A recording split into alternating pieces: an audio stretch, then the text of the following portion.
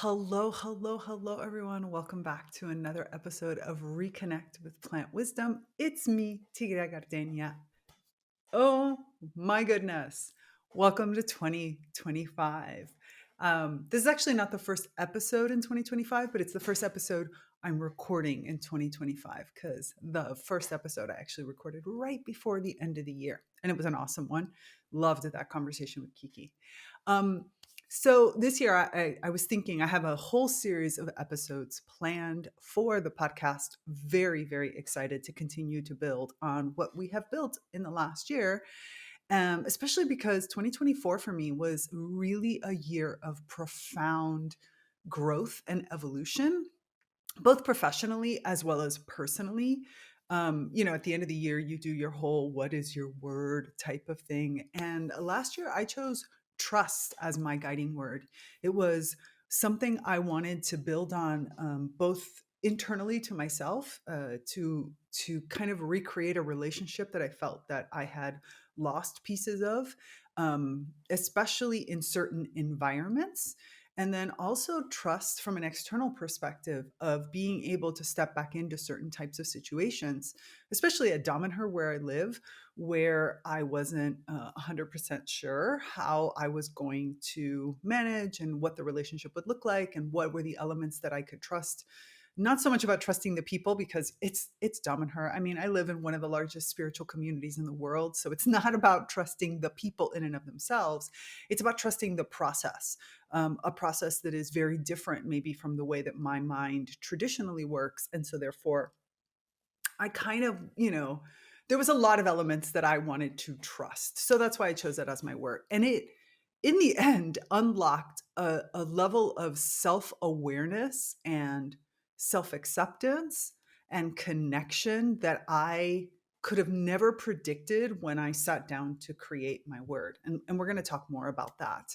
So through the lens of both plant wisdom, everything I worked on so much, and my relationships with plants, and also my observations, deep observations from plants, and also looking at the dynamic relationships in ecosystems to guide the way that I relate and the way that I see, or experience, maybe not see is not the right word, more of experience, certain types of situations.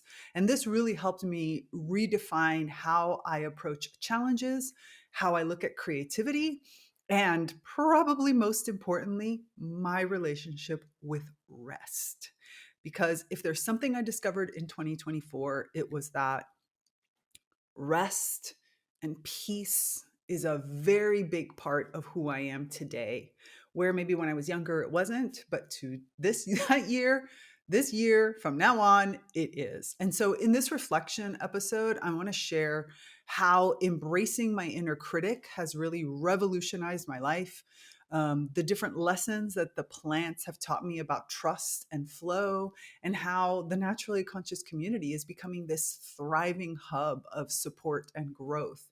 Plus, I want to introduce to you, a new plant ally that I'm working with, and my personal mantra that I plan to use to guide me in 2025. So there's really so much to talk about. I can't wait to get into this episode with you. And so with that, let's start episode 90, Trust, Critique, and Flow, What Plants in 2024 Taught Me. Welcome to Reconnect with Plant Wisdom. I'm your host, Tigre Gardenia, nature-inspired mentor, certified life coach, and the founder of the Naturally Conscious Community. For over a decade, I've been known as a world ambassador for plant advocacy, working closely with plants to share their practical wisdom to help you consciously embody the elements of life that nourish your evolution. In this podcast, I delve into ancient and modern knowledge from biology to spirituality about the wondrous ways of plants. Together, we'll explore how ecosystem thinking helps you overcome limiting beliefs, understand the true nature of relationships, and live an authentic, impactful life.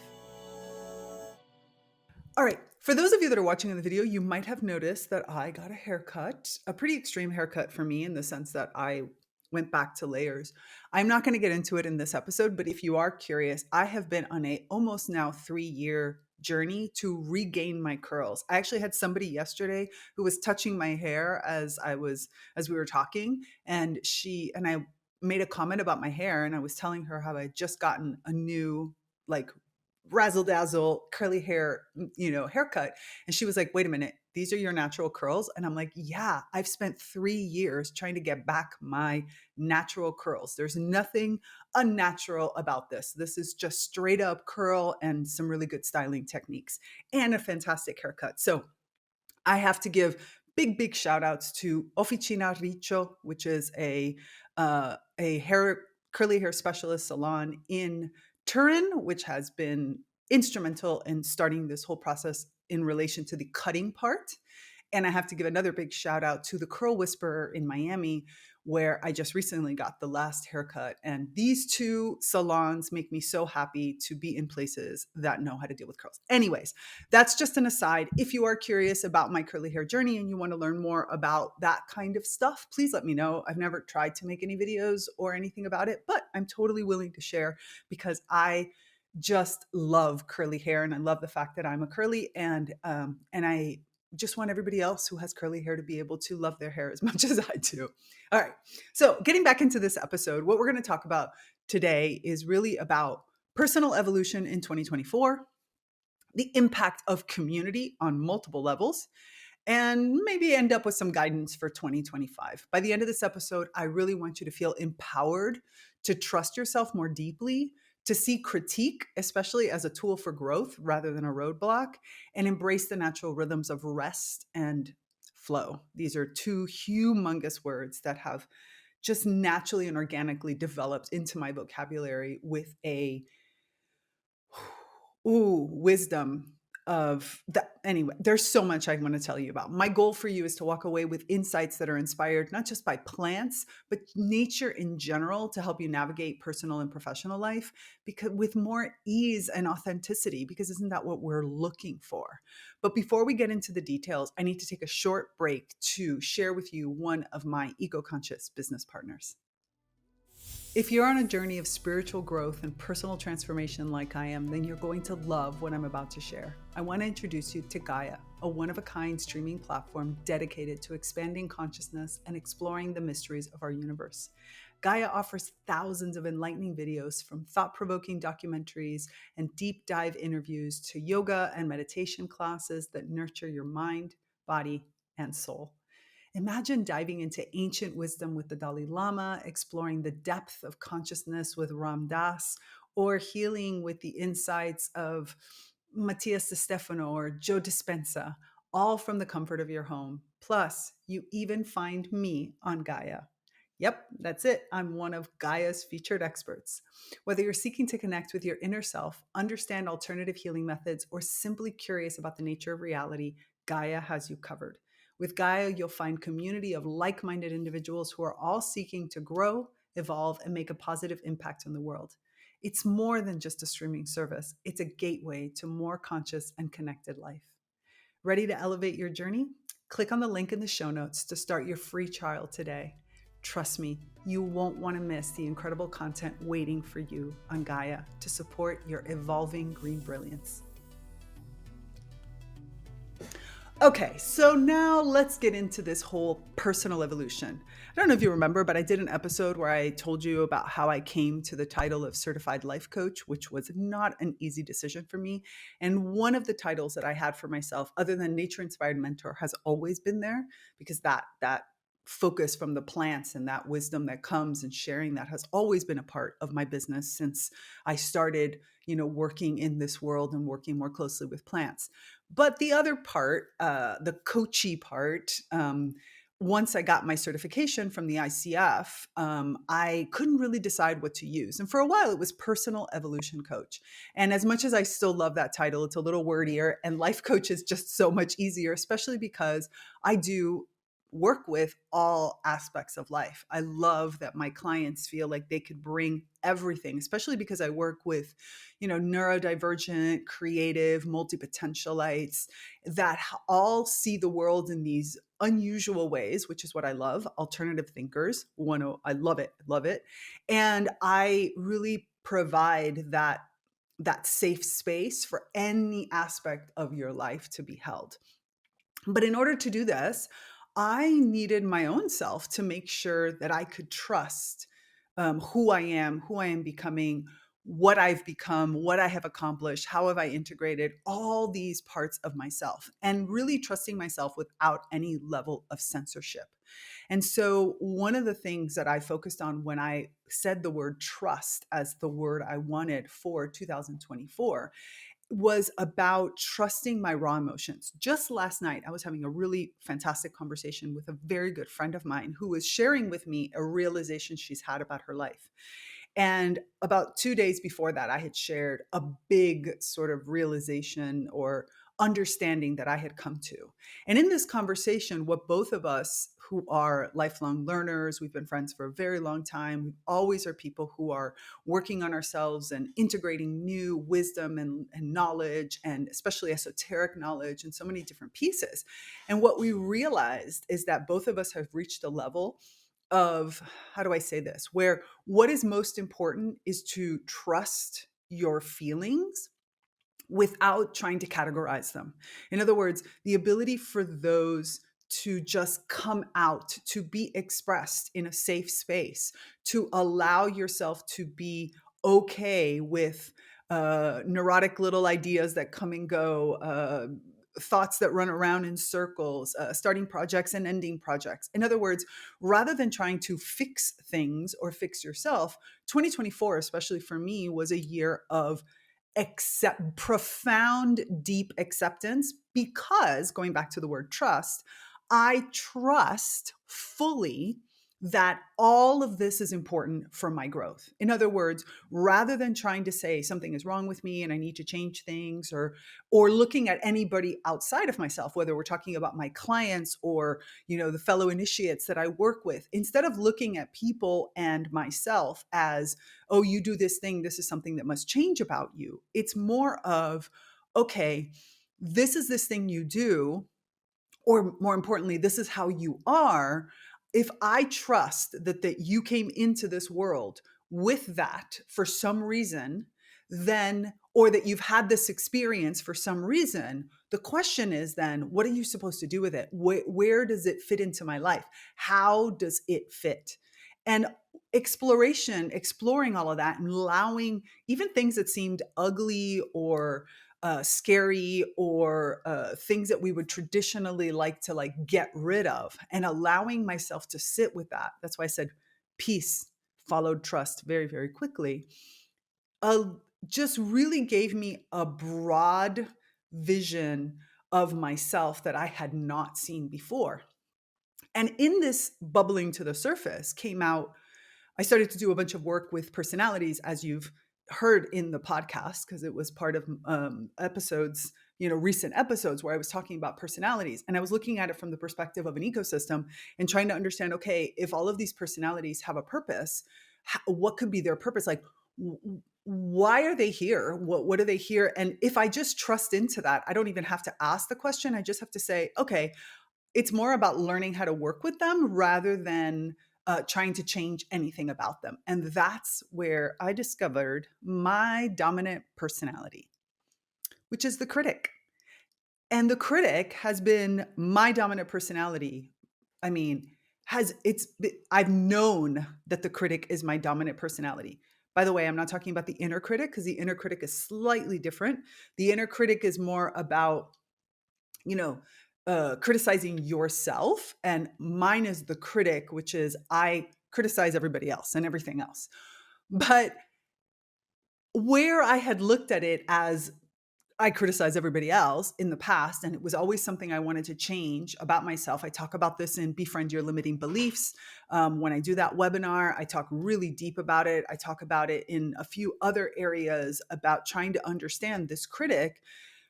When I started to, as Befriend Your Limiting Beliefs, really get into a relationship with the critic, I found that the critic is a powerful, powerful ally that I just didn't know how to work with. I kept looking at the critic in such a negative way, in a sense of the destructive tendencies. But I never thought that destruction could be useful when done at the right time and in the right measure. So exploring this trust, falling into the deep, deep trust that if this critic kept coming out, the critic had a purpose, then all of a sudden I was able to see myself so much more clearly and start to map out my personalities, the critic, the deep feeler, the playful child, the ambitious, the perfectionist in some cases, and start to create this harmonious ecosystem with that critic. So I would say that trust really took me into a profound relationship with my personalities. And this has magnified my work in general, because now I have a level of, what's the right word I'm looking for? Confidence is part of it for sure, but more than anything, a trust in myself, in that everything will find its place.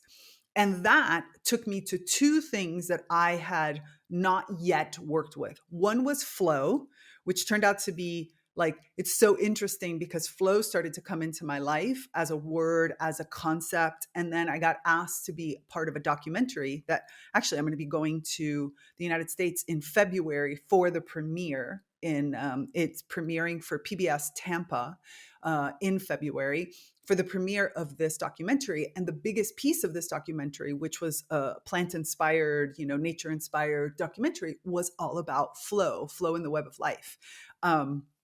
And so really trusting in flow forced me to trust in rest, because I am a person with lots and lots and lots of energy. I am a person who loves to get things done. I like to check things off my list. I like to be productive.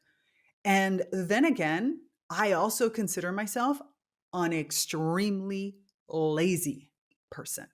And most people don't know that about me, or they don't think that about me, but I am in a lot of ways very, very lazy. And so in 2024, I gave myself permission to feed into that laziness, to feed into that deep need for rest, to believe that if my body, if my mind, if my energy called for rest, then I should give it to myself. And I had to just find the trust that it would lead to something. And oh my goodness, it led to so much, which was interesting because I recently had a guest speaker at my Plant Inspired Masterclasses, Dr. Stephen Pope, who is amazing. I'm actually starting a class with him on the deep meanings of the Hebrew alphabet and the Hebrew letters, which I had taken as a Kabbalist many years ago with Mari Carmen Blasno, which was just one of those courses as a Kabbalist, one of these group settings that really just blew my mind and opened me up to deeper understanding of all of these texts. And anyways, in this Plant Inspired Masterclass that came to, he brought up the term mysticism and how you cannot understand true wisdom of texts or of experiences or of concepts without mysticism. And mysticism is very much based on contemplation, which means slowing down and allowing yourself to contemplate and to rest and to bring yourself into deep presence and stillness, and trusting that, especially in a society that values productivity and getting shit done, was kind of hard at some points. And I've had this with several of my clients that I work with, that I hold that space. We have one of them that we've coined the term, when do you feel comfortable to just sit on the couch eating bonbons? Because that embodies for her the ultimate luxury. And what we realized in our work together, which is, very close to what I realized in my own personal path, is that sitting on the couch eating bonbons, in the case of her, of the way she does it, the same as for me, maybe watching TV or sitting outside on my balcony staring at Gary the silver fir, is not about escapism. Escapism is a whole different thing. It's about stillness. It is about allowing everything to get very quiet inside, or to engross yourself in something that is beyond your mind's chatter, and move into that space so that it allows other elements of yourself to come out. And having a space where you can, which is what I do for my clients, for them to expel, I use the term vomit out, but it's probably not the right term to use, expel from themselves all the chatter, because again, multi-potentialites, neurodivergent, creative minds, lots of stuff going on in there. Having a space, which was what they have when we, because I give them a private space where they can write to me at any time or leave me voice messages at any time, expelling all of this out of yourself gives space for the quiet. It gives you the space to allow the feelings, the emotions, the body, the subtle layers to express themselves in a way that doesn't always come through words.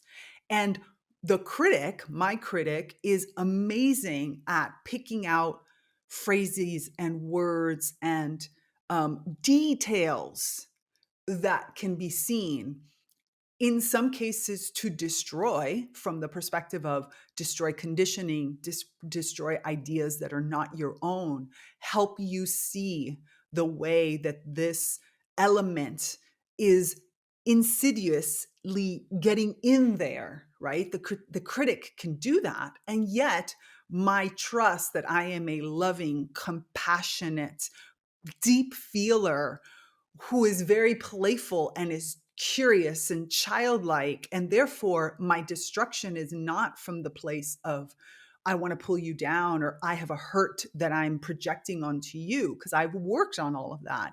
But that my inner critic that can destroy as well as build up, because to be honest, one of the things I worked on or I learned was that my critic can be amazing at creating new things. And so trusting in all of these pieces, all of that goes back to the trust. And here the plants helped me so much by moving through this, what's the right word I'm looking for? By showing me how I also myself am an ecosystem. How is it that I can look at myself and the environments that I play in and I work in as an ecosystem? And this really shifted the way that I see and I experience things, wholeness, by recognizing that everything has a value when it's used in the right place, at the right time, with the right amount. So even destruction and decay has its place. And it can be extremely important to trust in that process when you know that it's coming from the right place.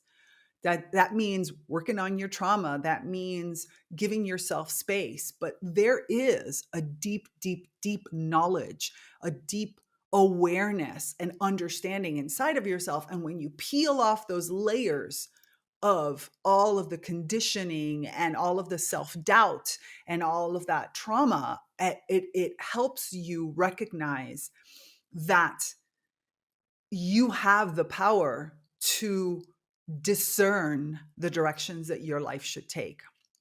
And you also have the power to constructively, in a broad sense, use any talent that you have, even if you have to use it in a negative, shadowy, destructive way in order for an ultimate constructive result. And for to get there, for me, rest became a sacred and productive act. It allowed me to step deeper into flow.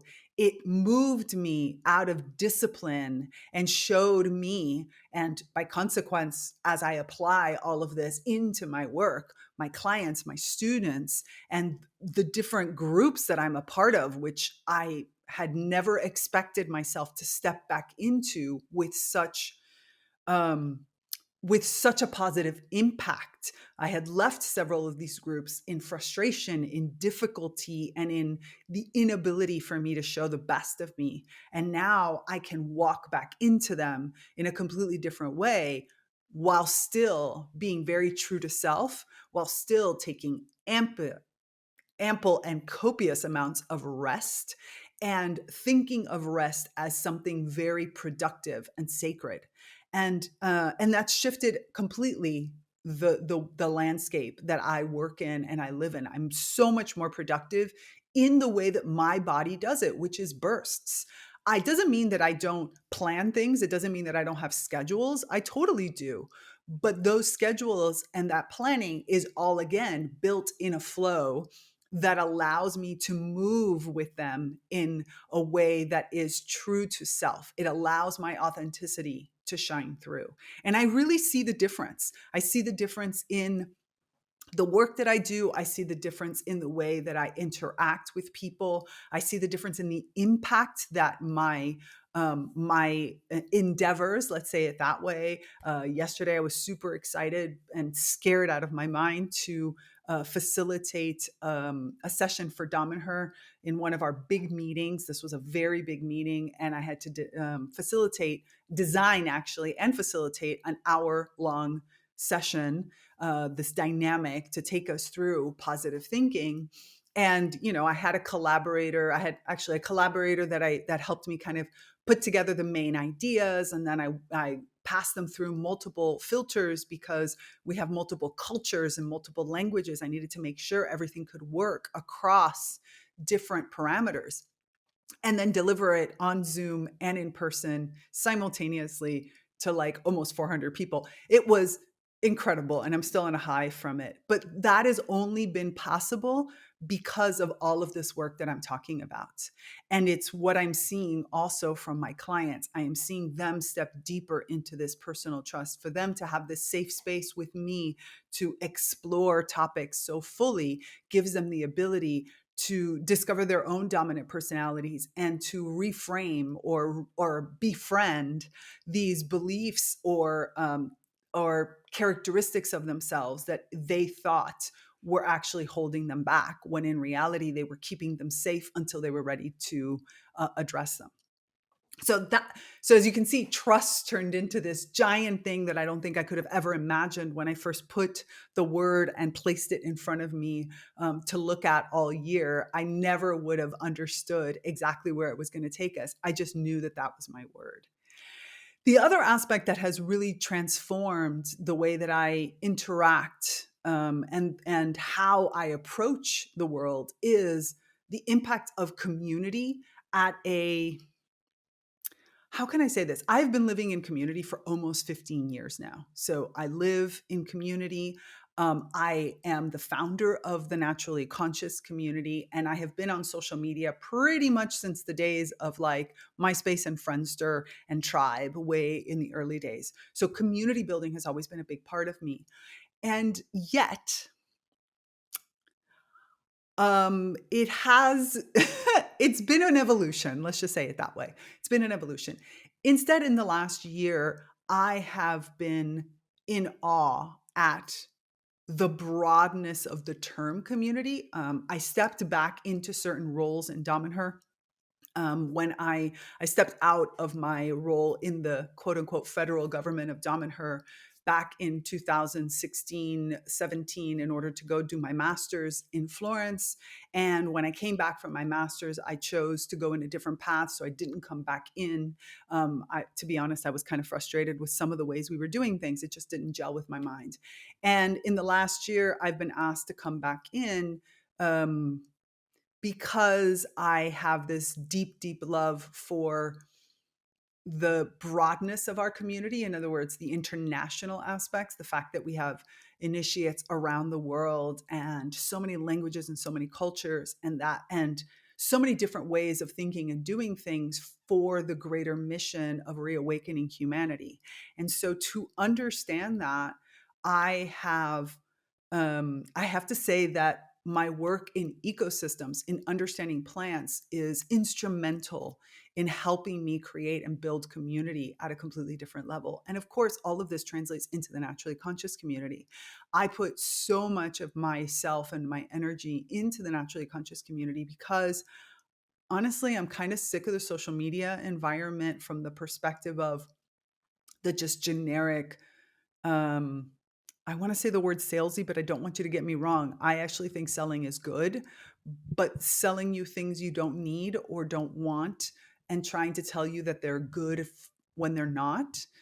Instead of, let me present you things that are really amazing and you choose whether or not you want to partake in them.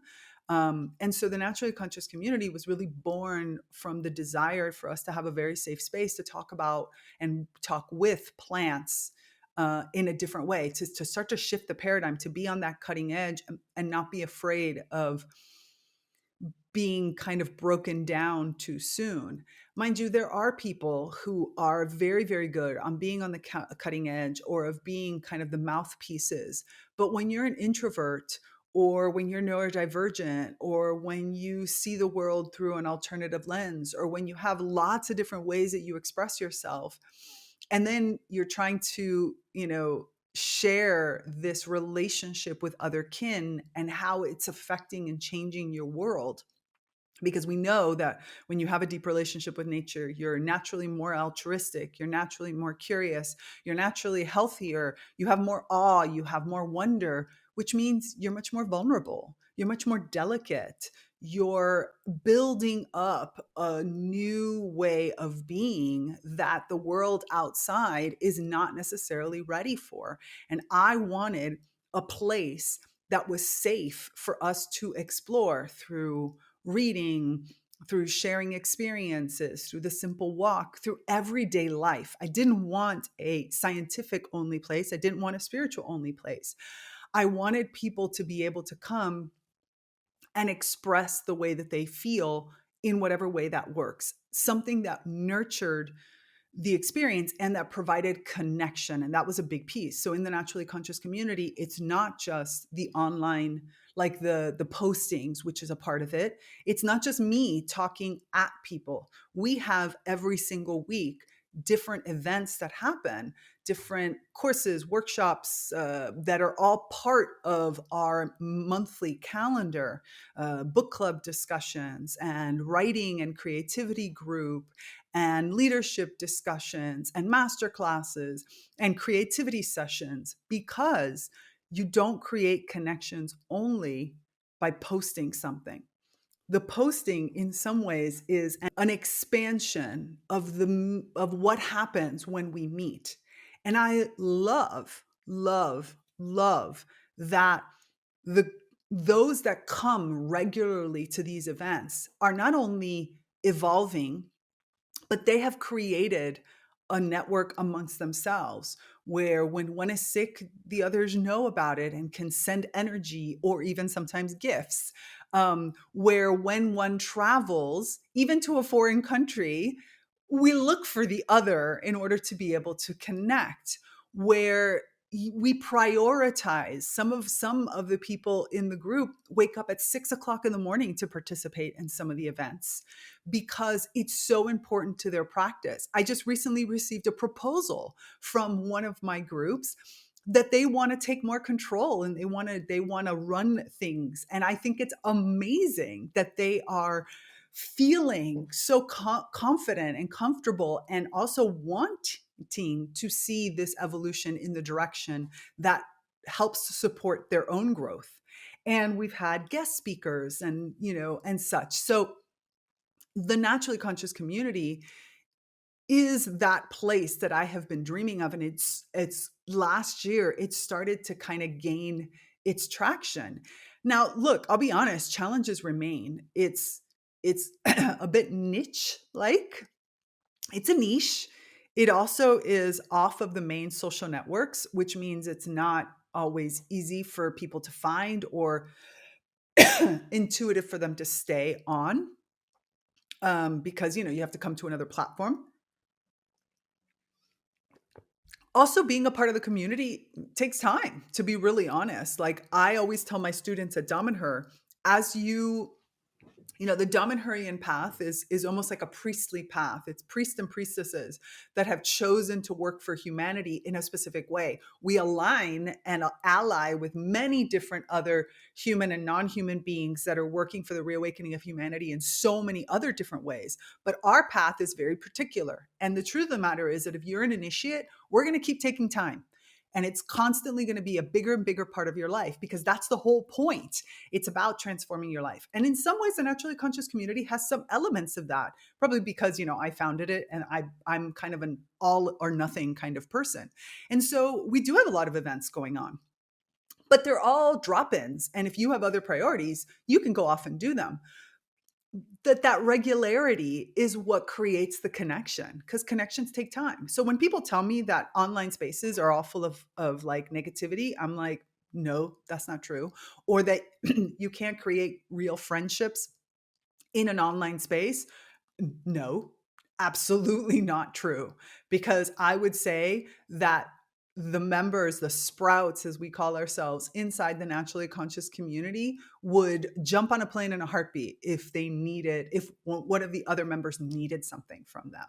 And that is a community that has been completely created in that space. And it has this unique essence that is beyond, or an evolution of the conventional online world. And its impact is for sure undeniable for those who fully engage. And I am just so incredibly humbled to be the person that sort of holds that space together. Although that's not even true anymore, because if it wasn't for especially my naturally conscious leaderships group, all of the members of the leadership group, they hold the space together today. All I do is do the little mechanics things in the background. And that was a big realization for me of 2025, that I prefer to have a small group of dedicated people than to try to broaden the reach by making it more generic. That does, everybody is welcome. And I am sure that NCC over time is going to continue to modify and shift and change, because it is based on the people and the plants that participate. And I do say plants that participate. I mean, all of the members who are there all have plants that have become parts of our community, Pilea or the Douglas firs, or these are all plants that are very close to humans and have experiences of their own that they bring into ancestor, and the Christmas cactus, which, sorry, Lori, I can't remember Christmas cactus name, but I can totally visualize like all of these different beings that are changing us and are being a part of us and are helping us realize the true world we want to live in. And the naturally conscious community gives us a space to explore that world with all of its positivities and all of its fears, because there's a lot of fear around how do we do things, do we do them right? And when we see things happening in the outside world that maybe doesn't align with the vision that we have, how amazing that we have this space to be able to talk, to go through. Sometimes I'll just throw open a breakout room during one of our calls to take somebody in there to have a conversation and help that person, or for us to work out something that they're going through. And I want to continue to have that. So for me, the community impact in the naturally conscious community has actually reflected out and reflected back into my community impact in Dominher, because like I said, I have taken on a bigger role. And that is thanks to everything that I have experienced and learned creating community in this other way, and all of the work I do with ecosystems and the understanding and the feelings and the being and all of the ecosystem understandings, intellectually as well as energetically, that are coming into being. I could also go off on a whole spiritual divine tangent, but I'm not going to go to, because if not, we'll just be sitting here forever.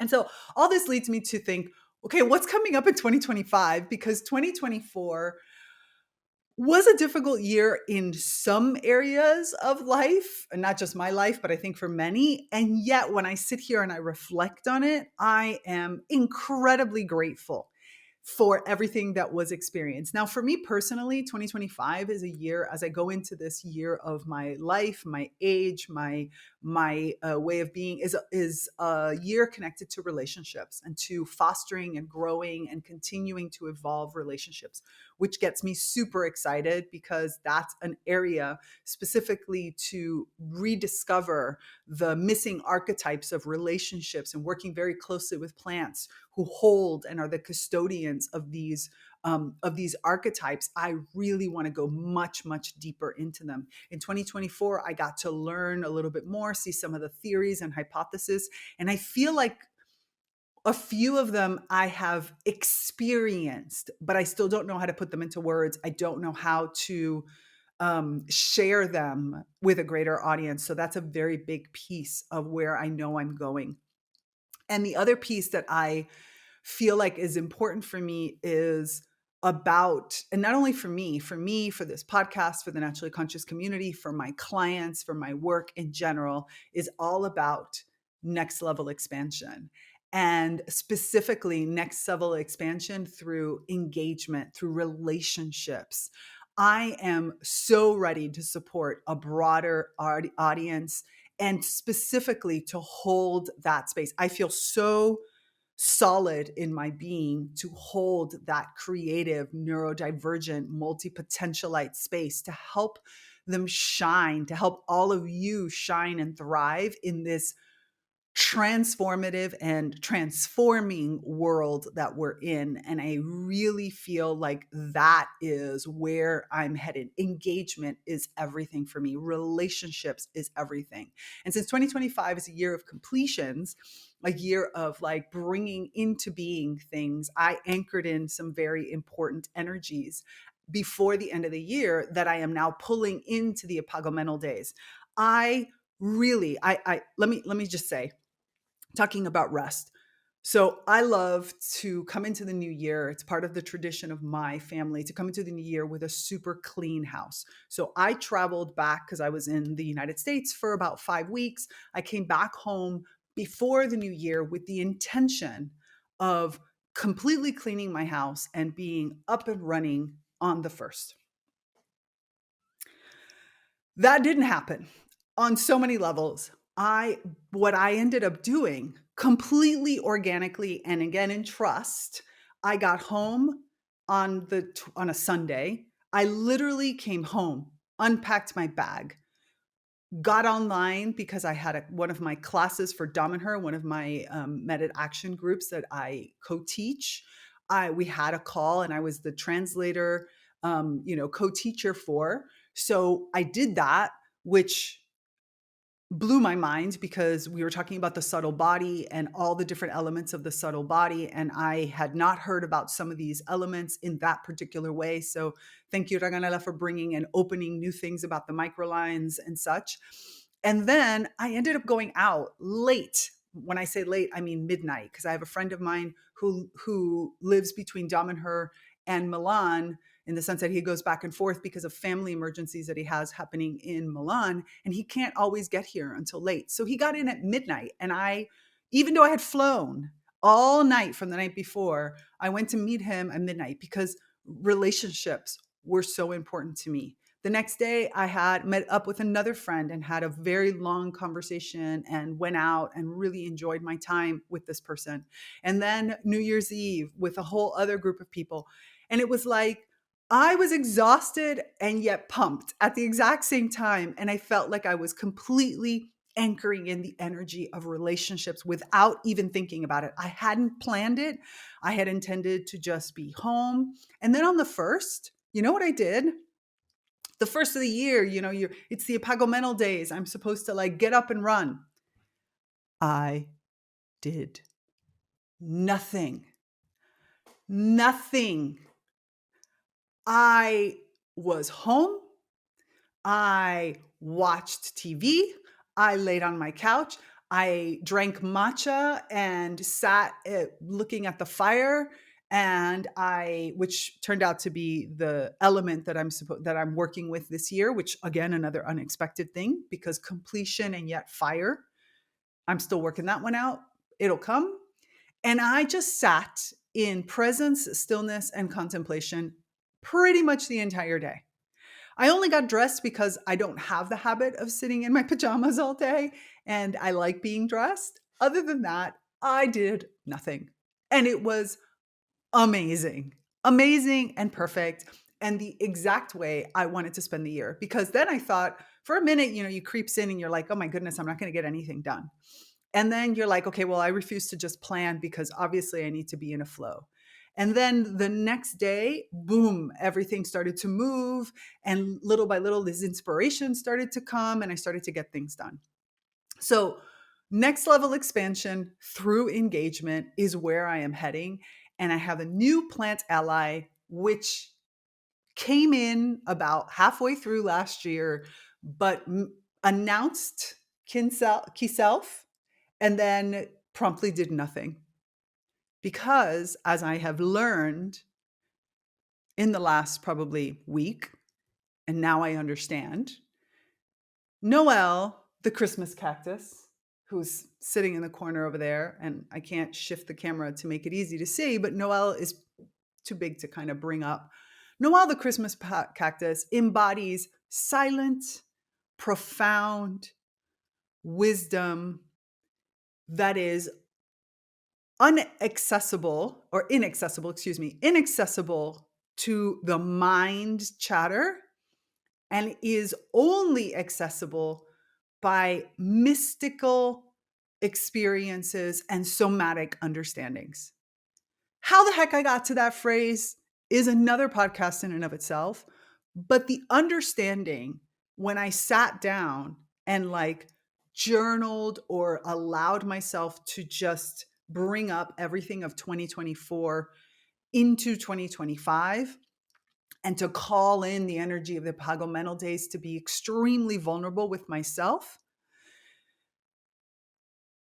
all of a sudden Noelle was like, now you know why I'm here. Because Noelle came in, so I haven't shared this with anybody yet, but Spider Plant, who was my previous business partner, started to take steps to come out of my life last year.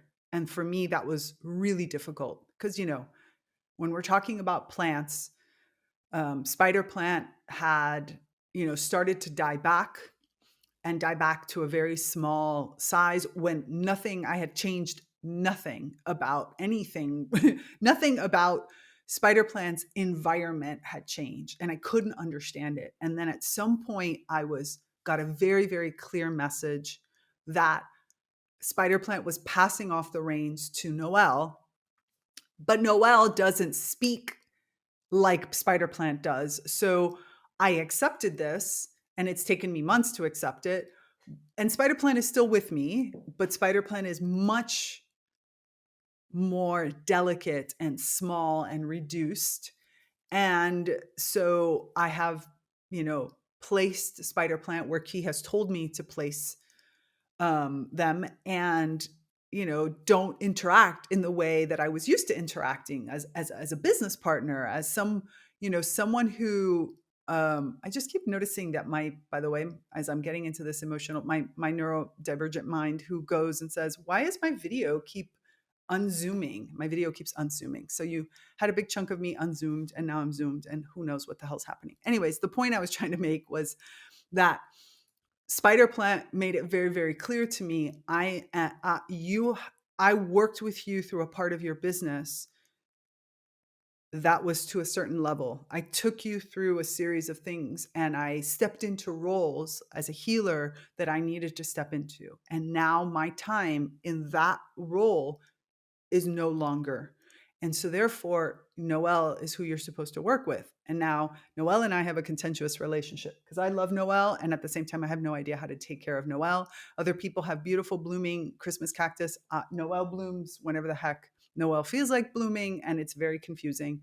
But at the same time, I was like, okay, I'm accepting this. And only, like I said, in the last week, in this understanding of contemplation, have I understood that how the mysticism, the somatic practices that I've been talking about, the personality and the shadow work, how all of this is going to come together and how Noelle is the right plant ally, plant partner to take me into this new realm. And where No Name Dracaena over here is more about just getting in touch with my body and helped me so much through that part of myself, where Noelle is going to have somatic understandings, it's in a completely different way. And Noelle's not completely silent. I mean, Noelle speaks, but Noelle speaks in very much a plant language that I kind of feel, but I don't yet know. And so it's scary because I've had these, my business partners have been my business partners.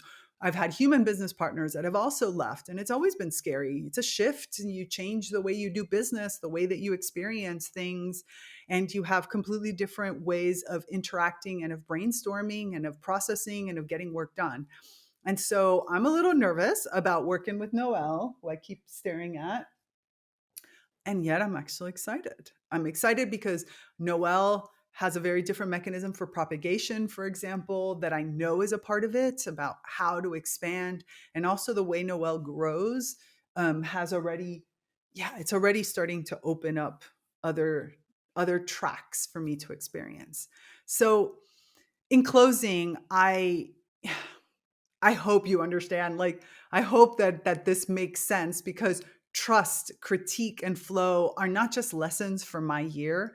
They're these powerful principles we can all embrace to navigate life with greater ease and purpose. Mind you, critique might not be the same way for everyone, because it might not be your dominant personality. Maybe your dominant personality is a controller, or maybe your dominant personality is a child. But the point being is that all of your elements, all of your parts of your personality have a purpose. And when you trust into that and you trust in your own ability to flow with them, then everything becomes easier, and it becomes based on purpose rather than control. So, by partnering with nature and honoring every part of ourselves, we can create lives that feel both expansive and deeply connected.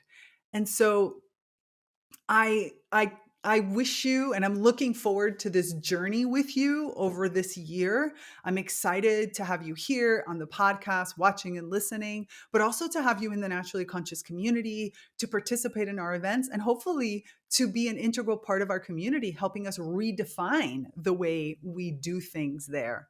So thank you so much for joining me in this exploration, and let's carry all of these lessons forward together.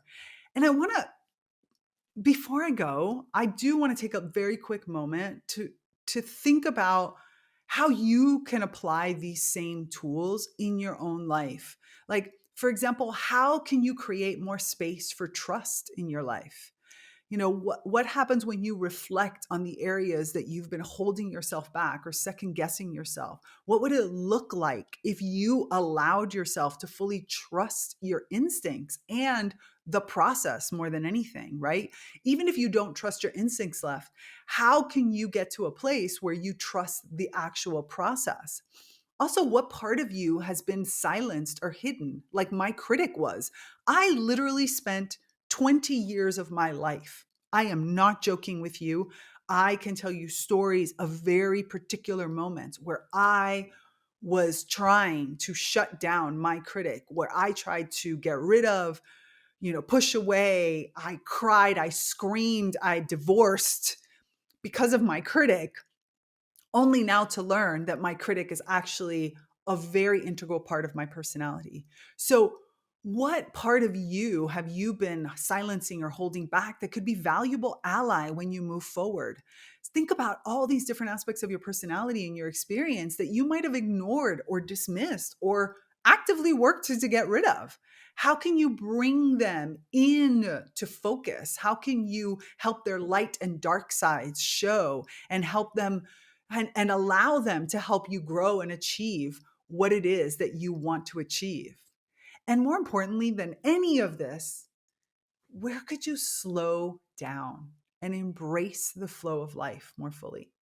Where are the areas that you're just trying to push too hard, or trying to control the outcome, or trying to focus things through discipline? How might you create more space for reflection, for rest, for natural progress to emerge? I'd absolutely love, love, love to hear your thoughts and experiences. How are you planning for the year ahead, and what insights have you gained from today's episode? Your perspective is so valuable to me, and I look forward to hearing how you're integrating these lessons into your life. Come, send me a message, write to me in the Naturally Conscious community post, find me on social media. If you found this episode helpful, I want you to sorry, Noelle just said something to me and my body stopped, and I do not know how to express what Noelle just expressed to me. I am going to try. How do I try? Noelle, you're not helping me.